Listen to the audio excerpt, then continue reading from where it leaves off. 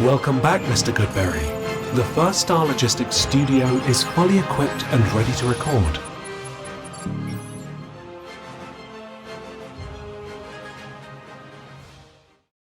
The Bengals drop another one, this time to the New England Patriots, going to 3-8 on the season. And they're currently slotted to pick 8th overall. The Bengals also potentially have Joe Burrow coming back on Thursday for the Thanksgiving Day game in Baltimore. A game that's notoriously hard to win, but the season is on the line. They can really not afford to lose one more. They would still have a chance, even with a losing record. I was messing around with the simulators and found a way for them to win the division at 7 wins, which is crazy. But we don't need to go down that path today. On Bengals on the Brain, presented by First Star Logistics. If you're watching now, please hit the like, subscribe. Please share with your friends if this is the type of show you enjoy, where we break down Bengals news, film, and data. And today we're going to do a little bit of data and film, because the data says the Bengals offense has been pretty good, but it says the run game has been spectacular for the Bengals this season. And some of you are going to say, what?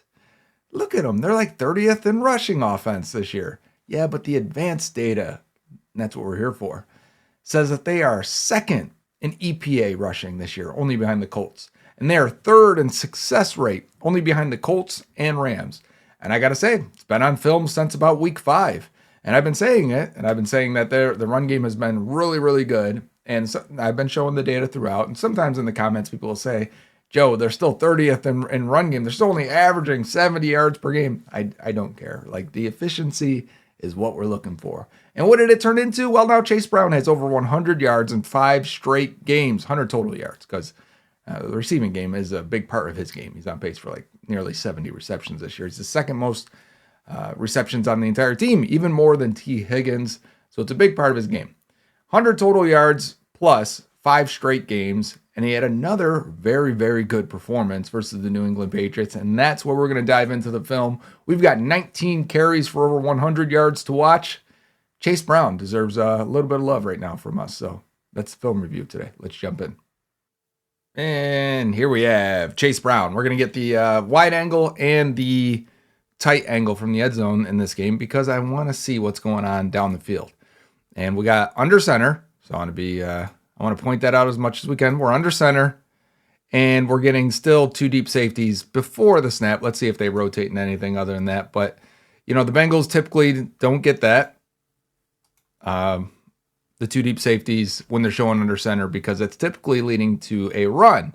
But the Patriots are probably calling the bluff, which is why Joe Flacco backs out of it and says, nope, we're going to run this ball, and we're going to run it out of pistol here. So he gets to the pistol, which is, in between being under center and being in shotgun completely, right? And now we're getting to the run. And of course, the Patriots were bluffing, and they rotated to 1 safety in the middle of the field and the other safety into the box to defend the run. Still, good run by Chase Brown. Right off the bat, we get 10. Now let's flip it around and see how the blocking looked. We've got Drew Sample and Andre Yosivach to our left here, where the run is ultimately going to go. So I want to watch mostly these 3 guys at the point here. Dylan Fairchild, Sample, and Orlando Brown, who's going to set the edge right there and knock those guys inside. Good block by Sample, to be honest. He's kicking this guy inside. Orlando Brown just has to wall him off. And then Sample's pretty much climbing up, and he's going to try and get this linebacker right here that's scraping over the top. And then if you can get, then he got some.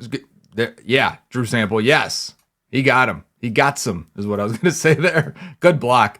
And then Chase Brown, this is just stringing out this boundary defender, allowing Mitchell Tinsley to recover and get back in there, and then splitting the 2 to get 10. It's a good run by Chase Brown, but it's really good blocking at the point there, especially by Drew Sample, which I've been extremely critical of Drew Sample over the years. But when he does have a good block, I like to point it out, because they are fewer and far between than I think some people realize. And I think even less than what the Bengals believe. They see those blocks and think he can do that all the time. He doesn't. Hey, we got Charlie Jones coming in motion here, orbiting back around this way. We had a couple of new looks early in the game that I thought were fun. Getting Charlie Jones out there. I think you could throw this screen. At the very least, what does it do is it brings this slot defender up and out of the box, right? So really, you've got end up with 4 down linemen and 2 linebackers in the box. You get 6 in the box, and we're already releasing Mims to the second level. We've got a receiver coming up that can block one of these guys. You feel good. One of these linemen are going to get the other linebacker. Like, this is what you're looking for in terms of getting the box and getting the numbers to your advantage. This only goes for 1, though. So we're going to have to see what happens here. Why does this get stopped when it looked like we had a great numbers advantage up front? So let's flip it around and see what happened here. Out of shotgun again for this run.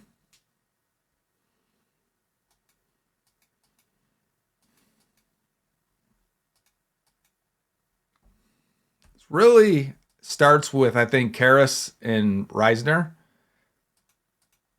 Right, they're struggling to really control this defensive tackle, and it's like right where Chase would like to run.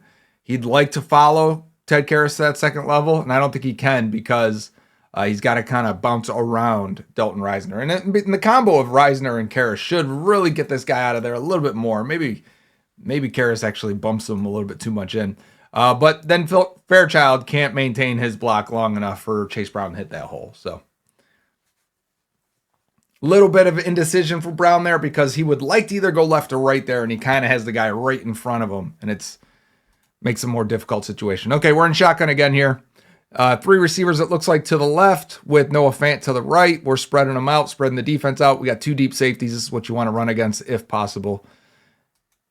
And we end up with, again, 4, 5, and the 6th guy. So only 5 guys in the box if you want to count the 4 down linemen. And then the 6th guy being the linebacker. And then the 7th guys, or the 5th guy is the linebacker. The 7th guy is worried about the screen. The Bengals bake in these screens on the backside of a lot of their runs.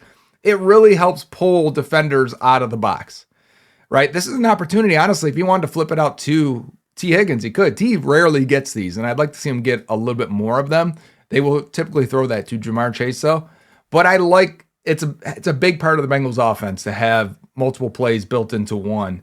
And I think this run could have went for more. When I saw this live, I thought, man, Chase Brown missed that hole to the left. And I was shocked he didn't hit it and follow it. We'll see it now from this angle. Really good double teams to start right here between Karras and Fairchild and Mims and Reisner. I thought with this linebacker coming in this way, I thought Chase Brown would clearly see that and take the hole this way. So watch it now as I clear off those lines. He's kind of just going to hit in between here, and Reisner can't stay on his block long enough. And now this is a run of 7. But if Chase Brown would have stayed to the outside, seeing this linebacker come down this way, I think this one could have gone for 15, 20. Because look right here. Still, keep your eyes right here in this gap. I mean, Karras gets up and gets that other linebacker.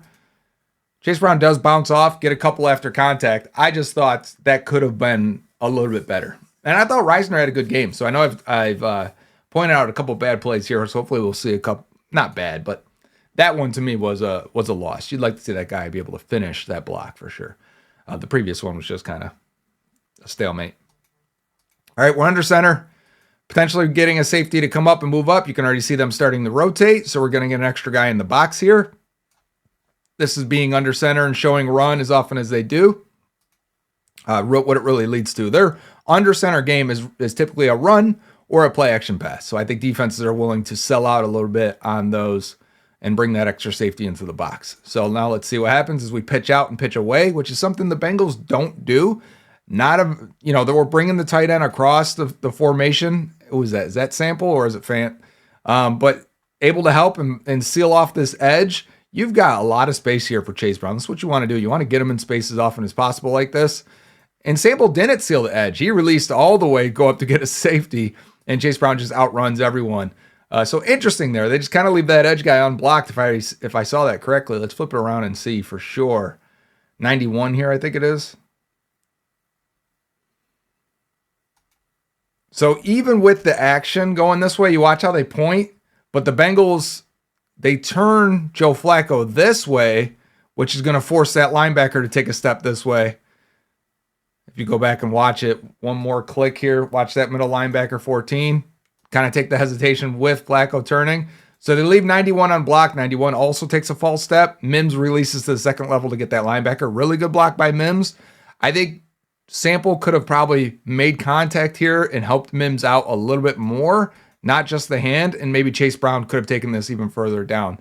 So I like the call. I like the design. Good execution by Mims. I think Sample could have helped out a little bit more on that one and maybe sprung Chase Brown even further. But pickup of 8, we're not going to complain about those on a day where they were getting chunks and Chase Brown's averaging over 5 yards per carry.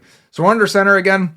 We got motion here, and first we're leaning to the left again, and we're going to hand it off to the right. Big hole again in the middle of the field. You see this? These guards, these interior linemen are really doing a good job lately. And Chase Brown is cutting off them pretty cleanly. I know we started this game with a little bit of indecision, maybe a bad cut on the second run, but this is when it's going to start heating up now.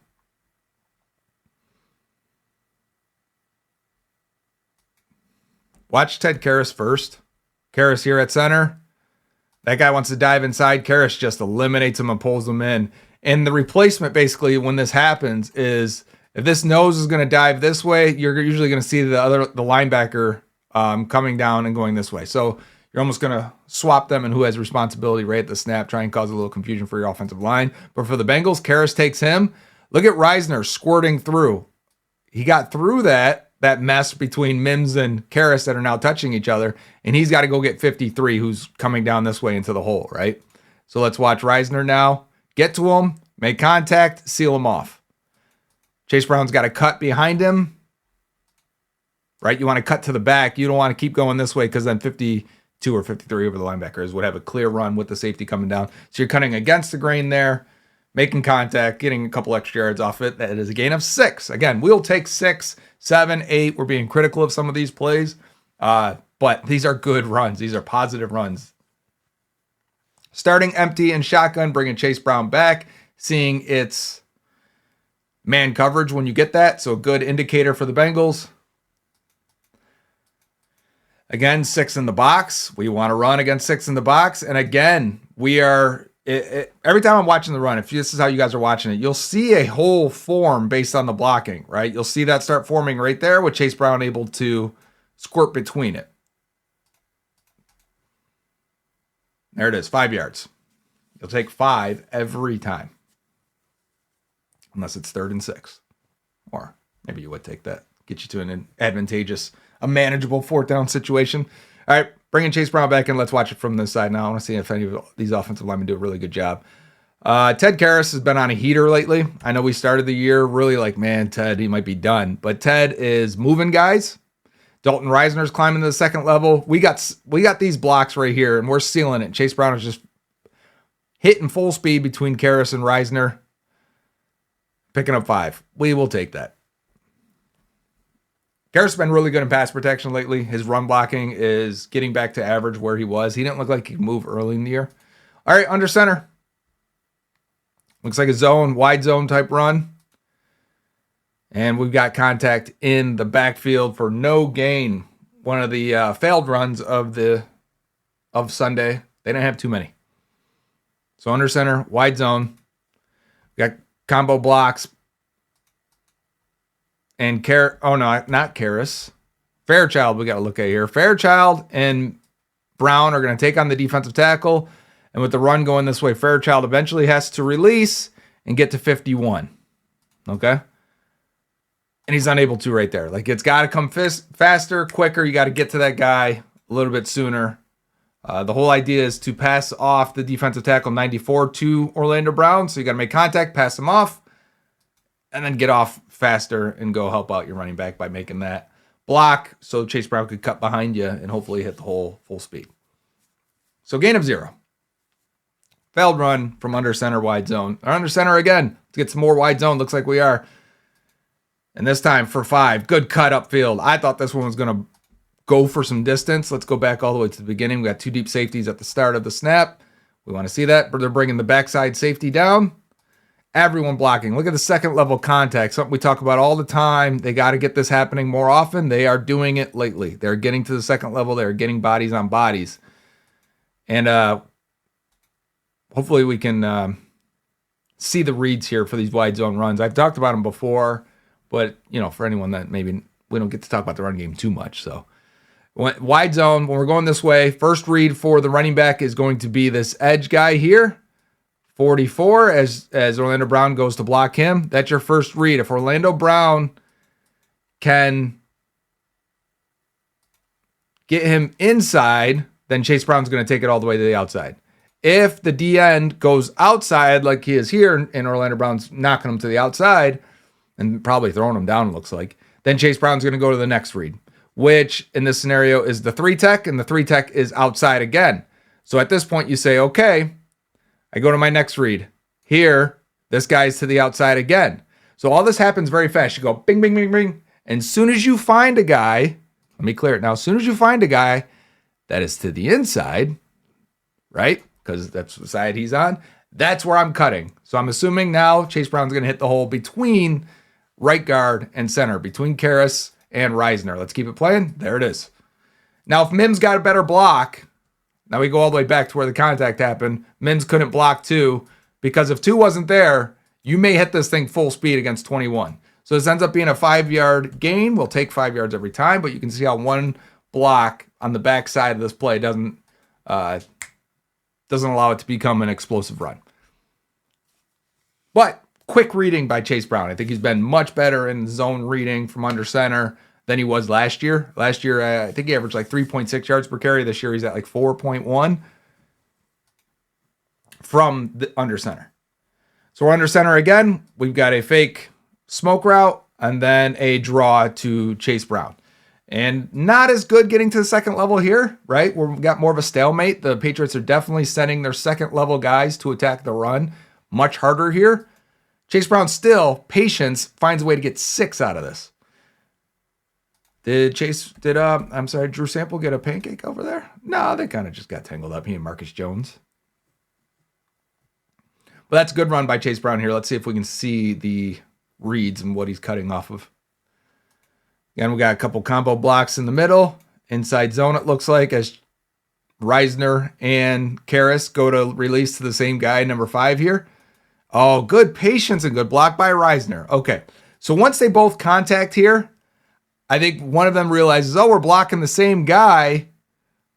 I've got to turn out here and get somebody on this side so we can create the lane like this for Chase Brown to hit, right? So watch Dalton Reisner really quickly go, okay, let me come back and try and help this hole right here.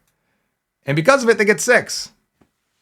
Like, it's a really good run by Chase Brown. It's a really good job by the interior guys, Dalton Reisner, Ted Karras, of just executing like they've done it 5,000 times in their career. And they probably have.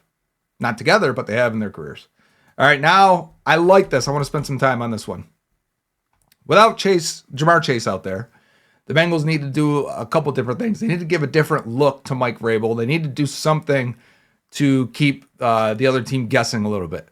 And in this game, they put Taj Brooks in the backfield, and they went out there with 2 wide receivers and 1 tight end, being Drew Sample.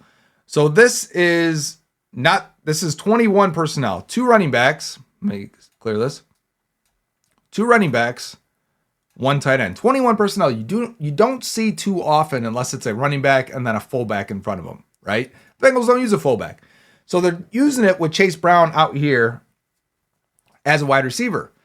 And there were a couple runs where they're bringing him in motion. They got a play, the throw to Noah Fant out of it. They also handed the ball off to Taj Brooks one time. This time, they're going to bring Chase Brown on the jet motion. They're going to hand the ball off to him. And you can see, look at these linebackers. Watch the second level here for the Patriots. They are really not sure of who's got the ball. Like, good fake by Taj Brooks, right? Even Joe Flacco's got his hands together as if he could probably still have the ball here. He could probably sell this a little bit more. You know, the old school Peyton Manning would sell this hardcore, like he's still going to throw this slant to T. Higgins. I think everyone could run these a little bit more decisively, or that's not the word I'm looking for. They could fake it a little bit more decisively, but good blocking on the outside. And then Mitch Tinsley gets the block on the edge, and Chase Brown's got one-on-one with a corner. Can't make a miss, but you know what? It wouldn't have gone much further than that. 5-yard gain. Again, we will take 5 every single time if that's what it looks like. And so far in this game, that's what it looks like. But watch these linebackers in the middle. They were so unsure. And then when they finally get there and say, oh, he's got the ball, well, now they got to get around Mitch Tinsley and before they can get over and make the tackle. I think Robert Spillane is number 14. He's played a lot of football in his career. Steelers, Raiders, now Patriots, I want to say. Or was it Raiders, Steelers? Either way. All right, we're in the shotgun. 2 receivers to the right. Both safeties are deep. One is now coming up. Every time we're showing this look here and he's reading these offensive linemen, when they start releasing upfield like this, we're getting that safety to come down. And Chase Brown is just trying to be patient here and see if he can find a hole. Only gets 2. Felt like more off that. Only gets 2 yards. Patriots are celebrating as if they got a fumble there, but clearly the runner was stopped. And this is Joe Flacco checking into this play too as well. So this is what we see here. I want to pause it. Yep, good timing on the pause. Combo block here. We're reading this middle linebacker. If this middle linebacker wants to come up into this hole, Chase Brown's going to see if he can bounce it to this hole, right? So let's see how decisive and elusive he is there. This is when you need Orlando Brown to be a little bit more effective run blocker. I would like him to eliminate 94 because this run should have a better chance. But I got to be honest, Dylan Fairchild kind of knocks 94 off of Orlando Brown there. So that just kind of happens. And so only a pickup of 2. That's probably 2 failed runs so far for the Bengals. And what are we looking at here from the Patriots? How many players are on defense? 1, 2, 3, 4, 5, 6, 7, 8. Where are the other players for the Patriots? Oh, 9, 10. Okay, if there's 2 safeties back, 3, 4, 5, 6, 7, 8, 9, 10. Okay, you got to take advantage of it. And the Bengals start off with a run here. And because there's less guys in the box, Chase Brown just able to hit this thing full speed. There's the last guy. So they just had 3 guys super deep on this play. Didn't expect the Bengals to run the ball. This is right before the half, if you remember. So yeah, running on this. You're going to pick up 21. I'm running on against this all day long. Good. You watch Dylan Fairchild really set up this rib shot and then climb to get Spillane. This is an easy run, though, with so little guys in the box. Good blocking by Mitch Tinsley. I think Mitch Tinsley is a solid blocker. I'd like to see him more. Not only does he seem to be a good receiver, making plays for sure, I think he gives a lot of effort as a blocker. Okay, looks like we got a wide zone, and there's the cut. Yeah, just couldn't sustain those blocks. This is a gain of 3. I thought this could have potentially went for a little bit more. Let's see it. We're under center again.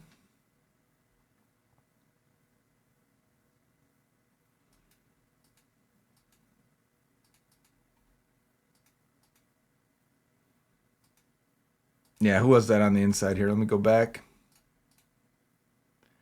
Fairchild against 90. Barmore's a pretty good player. Able to discard the rookie Fairchild and get to Chase Brown to make that a gain of 3. Unsuccessful run. You don't want 3 on first down. All right, backed up in your own shadow of your own goalposts, as they say. Nice. Very nice patience and cut here. If you were looking at this, I would say, what are we running here? Are we going to hit it here? No, we are not. We're going to allow this blocker to take this guy that way, and we're going to cut behind him that way. When we get to the other angle, you'll see. I think that's Dalton Reisner. It is. Good block, Dalton Reisner. And man, I tell you what, we get here, I want 99 yards so bad. So bad I want a 99-yard run. It's something that's just so rare. I think the Bengals did it, 98, whatever it was, for Corey Dillon versus the Lions in 1998. So it's been a long time since you rip one off. And man, I bet Chase Brown even would like to have this one back.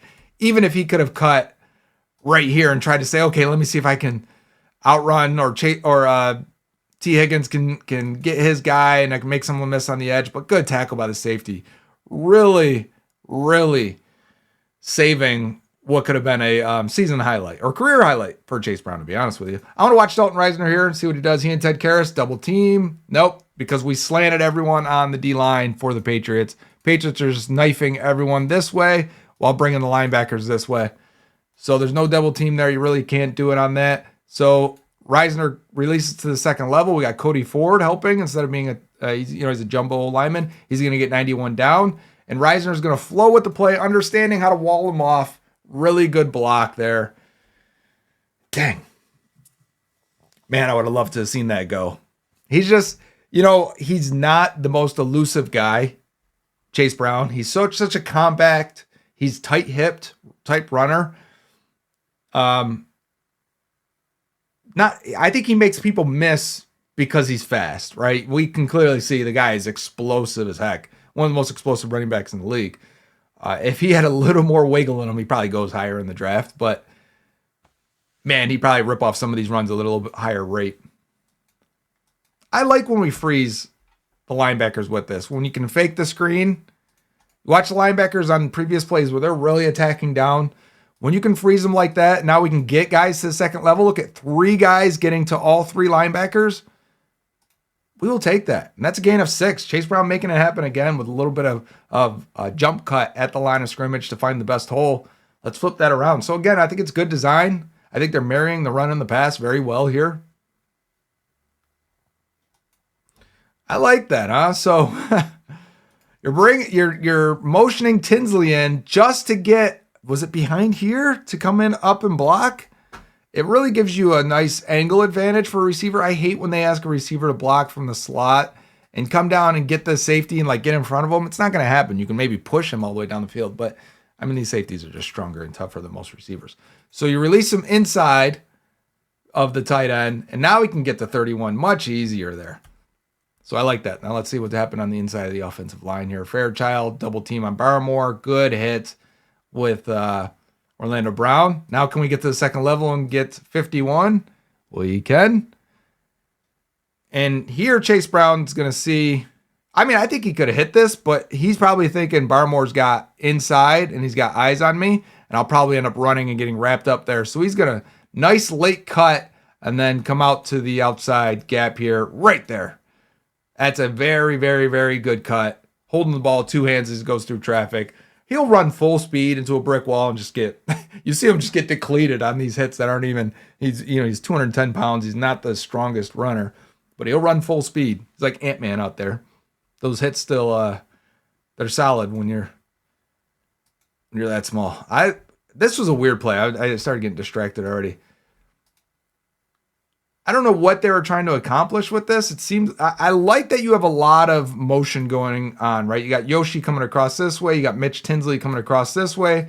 And we're pitching Chase Brown that way. Does it freeze the linebackers at all? Sort of. Yeah, they had to hesitate and see what was going on. If you watch the linebackers for the Patriots real quick while this is happening, they're kind of like, oh, okay, all right. And it goes for no gain. So another failed run.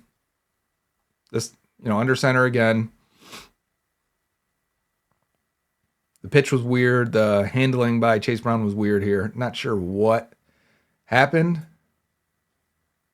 Yeah, because it looks like Chase Brown definitely wants this as an inside type pitch, and this ball goes out to here instead. So just one of those moments.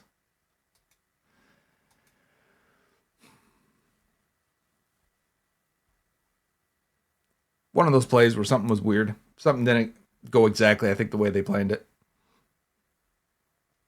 Shotgun. 3 wide receivers out there. Chase Brown gets the handoff, puts his head down right away here. Safety is really crashing hard, man. He's going full speed. That's why we should be doing play action more often, right? It makes it very hard for Tinsley to get over there. Watch Tinsley. He's got to get that safety. Oh, just not fast enough. I need you to go full speed into him, Tinsley. But we get some push there. This ends up being a gain of 5, despite Chase Brown dropping his head almost right away for contact. Let's watch these guys. Let's watch Mims.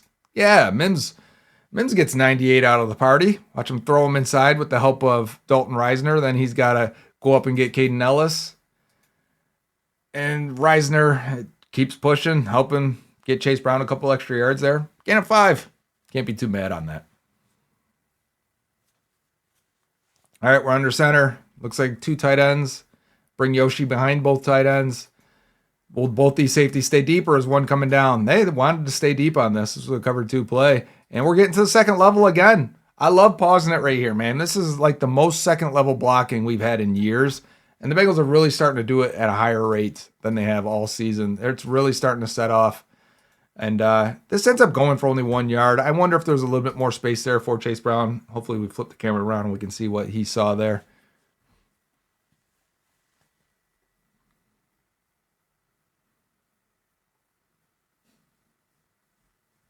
Are they releasing to the second level too quickly? Like, what's going on here? Who's the culprit on this one?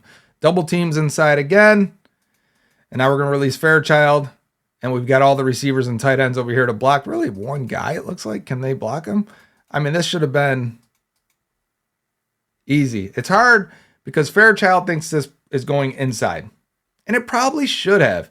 Chase Brown probably should have kept this inside. He's a little weary again of the guy beating Orlando Brown across the face. So he says, okay, I'm going to cut back off of him. I've got all these blockers over here. I can get this. The problem is Fairchild doesn't know that.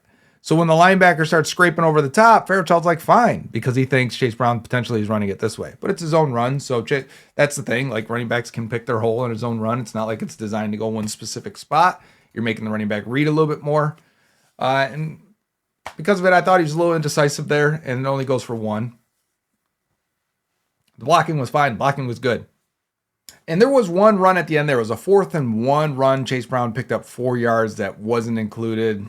The NFL Pro app doesn't give me everything sometimes, and I try to remember if they don't and see if I can find a clip or whatever. But it was a good run by Chase Brown as well. A good day again for him. He is on fire. He honestly has been probably their best player on offense over the last few weeks. And I know like Jamar Chase is their better player, but when you don't have him for one game, when he didn't have a big game against Steelers either, I think it's easy to say that Chase Brown has been their most impactful offensive player for the last 3, 4, maybe a little bit more than a month. Other than that Steelers game where Jamar really went off, the previous one, the Thursday night game.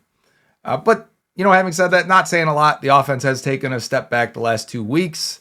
And I tried to point out as many under center runs as I could in that game because I think a lot of people are assuming that Chase Brown's getting more under center runs with Joe Flacco in there than he would with Joe Burrow. That is not the case at all. And in fact, I looked it up. Chase Brown had 86 runs from under center last year, 2024. So all season with Joe Burrow, he had 86 runs from under center. He is on pace for 83 in 2025. So just about the same. He saw 143 carries last season out of shotgun and pistol, 143. So, almost double he gets it out of shotgun. He's on pace for 141 this year. So almost the exact same. The run split under center shotgun has not changed at all between Joe Burrow and Joe Flacco. And so I don't expect it to change when Joe Burrow comes back. If he comes back, we're expecting him to. So if you're concerned about that and you're saying, because I can already tell what the comments are saying, yeah, but this is going to change as soon as Burrow gets back. Maybe it will. But as of right now, the run game looks really, really good. The scheme looks good. They're blocking it really well. Flacco's willing to run the ball. Maybe that's the difference. Is sometimes Joe will flip that out to those screen passes and maybe throw the ball a little bit more often than we'd like and not allow Chase Brown to really get into rhythm. But they're blocking it well. He's been decisive, and I think the scheme really fits him right now. So I hope this continues. The Bengals are giving up sacks at the lowest rate since 2014 of their team since 2014. And Chase Brown's and the run game as a whole is the most efficient it's been in the Zach Taylor era. I'd love to insert Joe Burrow into this offense and let's see what happens. And we're probably going to get a chance to see that. And we'll see if the defense can take a step forward. There's a few guys. One I'm going to post on X for subscribers. McKinley Jackson, 19 snaps after 16 snaps last week. He had like the 3rd highest grade, second if we have a snap filter on there, 2nd highest grade from PFF this week. You're going to want to see what he did. His film the last couple weeks looks like he can play. What have we been waiting for? Maybe we'll get to him in the future. I suspect next week's episode is going to be a Joe Burrow film review. But until the next time of Bengals on the Brain, presented by First Star Logistics, I would normally say Who Day here. I'm going to say Happy Thanksgiving. And we're going to have remember, we got a preview show for the Thanksgiving Day game. the Jake and Joe preview show, and then we have the Jake and Joe post-game show. If you're still awake, if the turkey hasn't put you to sleep, if the wine didn't put you to sleep, if the 3 slices of pie didn't put you to sleep, if the Bengals, Ravens don't put you to sleep, we'll be there for you to hang out, talk about it, and give away some cool stuff. I think we have a PlayStation 5, one on X, so look for that tweet from First Star Log, and one on the post-game show with Jake and I, courtesy of First Star Logistics. So until next time, Hooday.